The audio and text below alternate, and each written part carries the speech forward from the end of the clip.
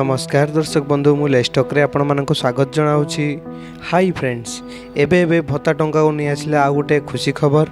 Friends, वर्तमान समय रे सर्वनिम्न रहिबो 3000 टंका भत्ता।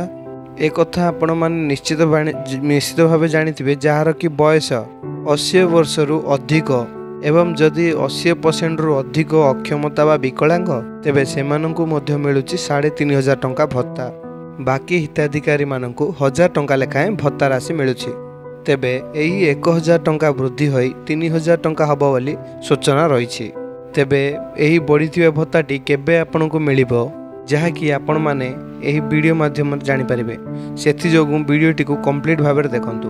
वीडियोटी स्टार्ट करिया पूर्वरु मोर गोटे छोटिया अनुरोध, जदि वीडियो को गोटे लाइक करनांती वीडियो गोटे लाइक कर देबे। जो चैनल को नुआ करि आछंती चैनल को सब्सक्राइब करी पाखरे त्या बेल आइकन को क्लिक कर देबे। चलंतु देर न करी कोन अपडेट रहिछि जानि नबा।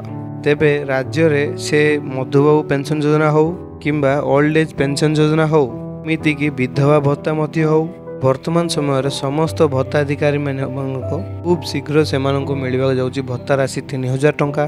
सर्वनिम्न भत्ता 3000 टंका रहिबो, जहाँकि एबे सेमानंकु 1000 टंका लेखा बंटा दिया जाउची। तेबे मिलुथुवा सूचना मुताबक खूब शीघ्र वर्धित भत्ताटी लागू होई जिवो।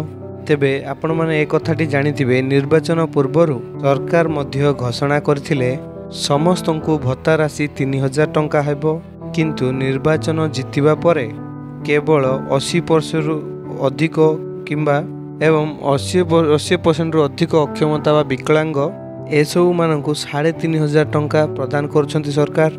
मात्र ए पर्यंत बाकी हिताधिकारी मानकु 1000 टंका लेखा मिलुछि। तेबे सूचना मुताबक खूब शीघ्र एमानंकर मध्य भत्ता राशिटी वृद्धि होई 3000 टंका हेबाकु जाउछि। तेबे ओडिशा रे रहिथिबा समस्त पेंशन स्कीम अधीन रे जेमिति कि मधुबाबू पेंशन योजना हो, विधवा भत्ता हेउ, एमिति कि ओल्ड एज पेंशन योजना मध्य हो, समस्त स्कीम रे एबे सर्वनिम्न भत्ता राशि 3000 टंका रहिबो। ए नै सूचना जहा कि मिलिछि।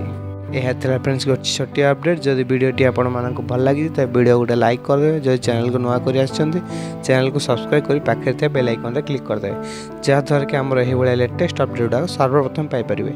धन्यवाद। जे कोनोसी डाउट अछि कमेंट सेक्शन रे पचारंतु।